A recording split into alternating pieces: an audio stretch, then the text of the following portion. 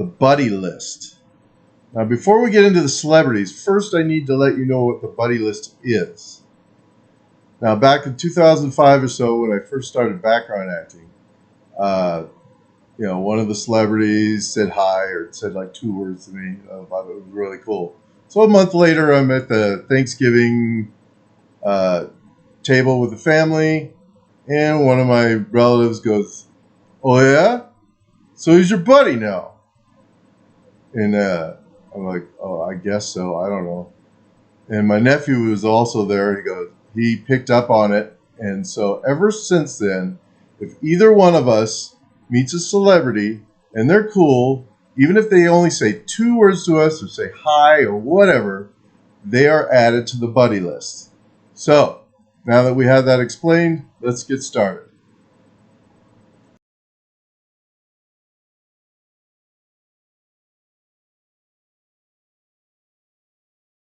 Okay, first off, the very first one, or big ones, one of the first people I met when I was there, the one I was actually talking about in the relative, was Tom Cruise and J.J. Abrams. And so we're at the filming Mission Impossible 3, and we waited a while for Tom Cruise to get there. So we're finally going to do the scene. And it's Tom Cruise running through this tax office place. And so we're a bunch of people in there just minding our own business, doing taxes. And he's getting chased by bad guys. And it's the scene where he runs through the office and presses the tape recorder or ghetto blaster or whatever that thing was. The music plays. So it's that scene. So I'm in there and they're talking. Him and JJ are talking to each other, and they're talking about me. And I said, he's not blocking enough light. And I guess they had me in there because I was big and I would block light. And there was something they wanted. They wanted a blur of some sort. And so they wanted just the right amount of light. And so Tom Cruise across the room, he goes, "You there, sir?" I'm like thinking, is that him?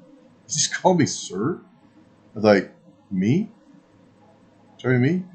Yes, you. Could you move to the left a little? A little more? Okay, that's good. And then they start talking to each other. Still not enough light. You block a little more light. So I picked up what they were saying. And they looked at me, looked back, looked at me, looked back. And finally I go, well, if you're trying to block light and I'm here paying my taxes, I could be there with like a wife paying the taxes, and that would block more light.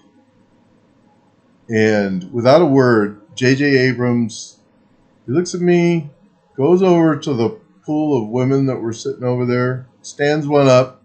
No, not you, too tall. Stands another one up. Okay, you. And I was brand new. I didn't even know what I was doing. I didn't even know I wasn't supposed to do that. And here he was, J.J. Abrams, like the most successful director in Hollywood, actually took one of my suggestions. It turns out he's actually really cool. One of the nicest people in Hollywood. Tom Cruise is really nice. He's a little strange, but he's very nice. All right. That's my Tom Cruise, J.J. Abrams story.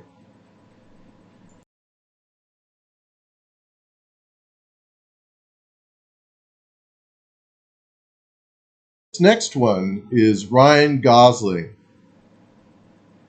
Probably the biggest star in Hollywood. But so I'm doing background on this movie called Into the Wild. And it's about this guy who goes up to Alaska to spend a summer by himself in the wilderness. He's got everything prepared. He goes up there, but something bad happens and he starves to death or whatever. So I read the book on that. And so uh, so we're filming there, and in this fancy bar in L.A., downtown L.A., and we're bar patrons in this fancy bar. And so the guy that's the protagonist in there is a homeless guy. And he's kind of looking in, out on the outside looking in, and that's the scene. You know, he sees everybody being happy and yucking it up and whatnot. So that's what it is. And Sean Penn is the director. And so we had a perimeter around there because it's downtown LA. It's kind of dangerous. So we had a perimeter. We couldn't go outside of the perimeter. Even though at the time, I had some downtime. They were filming the other direction. So I was on near the perimeter, kicking it with the security guard guy. And he wasn't going to let anybody in, you know. Didn't want any dangerous homeless people to come get crazy or whatever. So this guy walks up, and he says, "Excuse me," he's real polite. "Excuse me, could I get through? I'm a friend of the director, Sean Penn." And the security guard goes, "No, you can't get through." Now this is back in 2006, before Ryan Gosling was a huge star yet. He was beginning to be a big star. If you had seen The Notebook, you would know who he was. Now, luckily, I had seen The Notebook about a month before, and he was sporting the beard that he had in that movie. I guess he was filming something else where they wanted the beard. I don't know. So I was like, wait, I've seen this guy before. I know him. He's a movie star. You can let him in. You sure? Yeah, he's in that. I couldn't remember. I was like, oh, I guess maybe I was just nervous. I don't know. But I was like, yeah, he's in that movie with, and I couldn't even think of James Garner. He's in that movie with Rockford. I think I said Rockford. It's freaking hilarious. He's in that movie with the Rockford.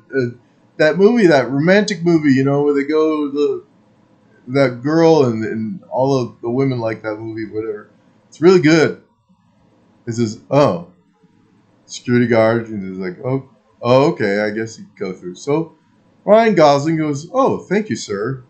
He comes up, shakes my hand. He says, thank you, sir. I'm Ryan Gosling. Pleased to meet you. And then he went on his way. And so it was like, oh, that's Ryan Gosling. And it's one of those things where it's like, he was big then, but he was not nearly what he is now. And as I'm filming this, you know, there's Barbies going on. He's been just about everything, you know. So that's my Ryan Gosling buddyless story.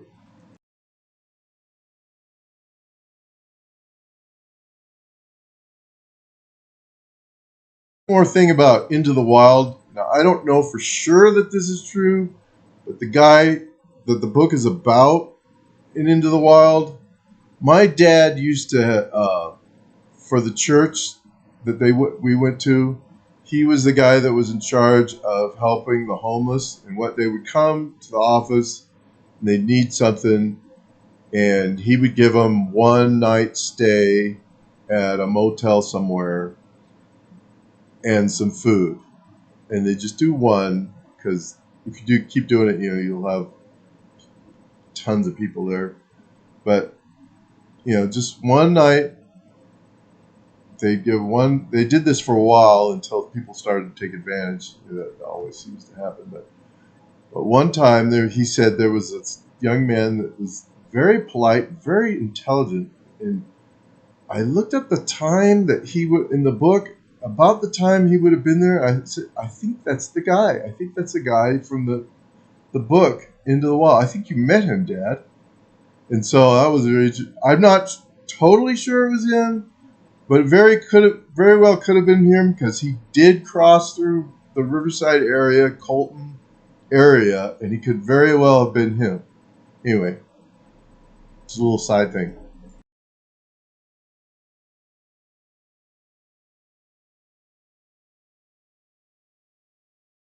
Olivia Rodrigo. This is pretty interesting. You think it, you know, I wouldn't meet like someone that young, but yeah, I did. I was on a TV show called Bizarre, and what the girls would do, if you ever watched the show, sometime during the show, they would make a video, a little music video of the two singing about something that happened at school or something that they like, or all kinds of uh, situations that they would get into, whatever. It was really cute. So I was in one of those videos that they would imagine, and this one was called Bad Hair Day. And so the who I think her name is, the other girl, she had a bad hair day, and so bad, not just terrible hair, but the hair was also mean. So it showed the hair doing things like causing fights and getting her put in jail and all kinds of stuff like that. So jail, she had to have a lawyer, and I played the lawyer that didn't care. So I just, lawyer didn't care, and I just go, and that was it. So it was a principal part. So I was there, and I met the girls and chatted with them. And she says, "Hi, I'm Olivia Rodrigo." Olivia and Madison, the other one, and I said, "Oh, Olivia. Oh, I did a show with Olivia. I wonder if you're the same girl." Because I had done Annie with another child star. Well, she would become a child star called Olivia Sanabia. And her sister was Annie, and she was one of the other girls. She was smaller at the time. But then she became a child star, did all kinds of Disney shows and whatnot. And I thought it was her, because she kind of looked like her a little bit. I don't know. She was 12 or whatever. No, I'm Olivia Rodrigo. But I guess apparently knowing the other girl, she got pretty chatty. So it was, we were talking for a while, and finally we had to do my hot takes, and so they had to film me doing different expressions to make sure, and they were going to pick one as the expression that the lawyer that doesn't care kind of things, different faces that he would make, you know, different things that I would just do a whole bunch of them. She kept chatting, and finally I was like, "I'm sorry, girl. I'm sorry, but I really have to concentrate now," because they were going to film me. So it's kind of funny that here's a person that would eventually become the biggest star on the planet. And I had to tell her, "Sorry, you have to be quiet now." Anyway, that was kind of fun. But she was real nice, real sweet girl, very chatty, very very nice and sweet and whatever. Uh, anyway, that's the Olivia Rodrigo story.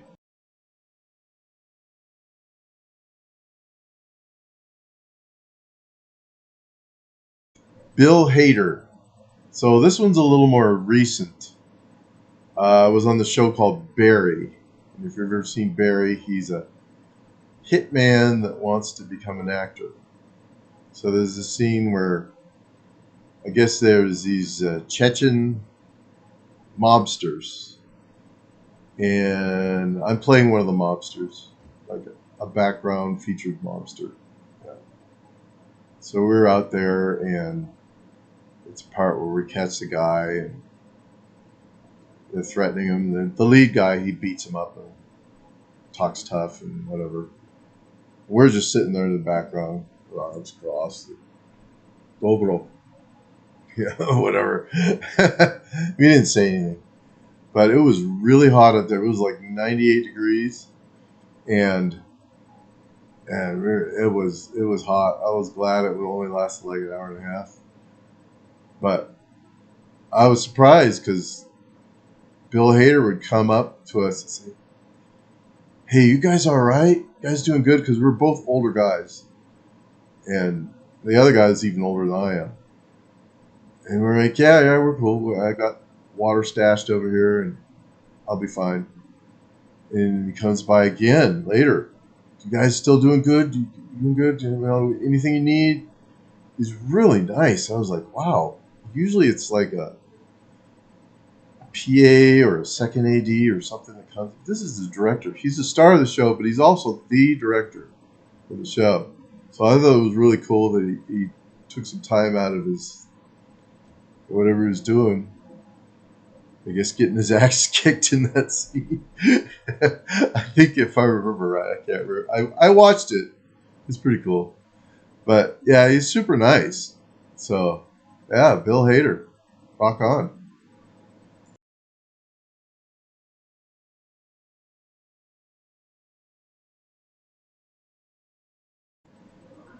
Arnold Schwarzenegger. Now you're thinking, okay, this guy's an actor. He's been all kinds of TV shows, movies, whatever. You know, walk around in the background or whatever with movie stars and whatnot. You think, okay, Schwarzenegger is in something. Yeah. Nope, not this time.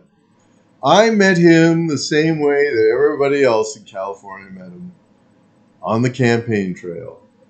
So, me and my dad, uh, I, at the time, my niece lived with us, and so we were going to pick her up at school. She was in high school, and it is right by the school is not far from downtown Riverside, and so Dad was like, "Hey, while we're here, I heard that President Bush is going to be at uh, Mission Inn with Arnold Schwarzenegger because he was the governor at the time. So this is in the 2000s, somewhere in there, while he was still governor. And so we found out, went over there, found out where he was going to exit, and so we just waited over there. She didn't really want to go, but we were the ride home, and she kind of reluctantly came with us. Like, all right, I'm not too enthusiastic about meeting this guy. I don't care, but we want to meet him, so we went over there, and we were waiting by the exit. There, he goes out by the kitchen, and he's a politician. He's running for office or re-election or whatever. I don't remember if it was the first time or the second time. I think it was the first time. And so he, so we're sitting there. We waited about a half hour, and I was striking up conversation with his, I guess his bodyguard, main bodyguard. He's a real badass. He's really nice though, really cool. This older guy, like an ex, what do you call those? Navy SEAL, I think, or something like that. Something badass. So he was talking. I asked about the guy that threw the egg at him. Yeah, we kicked his ass. Says, don't mess with him, then you don't have any problems. He didn't want to mess with that guy. He was really nice. So then we were waiting for Schwarzenegger. So he finally comes out. And so at the time, me and my dad would do this thing. We would circulate petitions for money. You know, when you're an actor, you do little side jobs. And that was one of the side jobs I would do, was I would register people to vote. And so I told Arnold Schwarzenegger, I said, hey,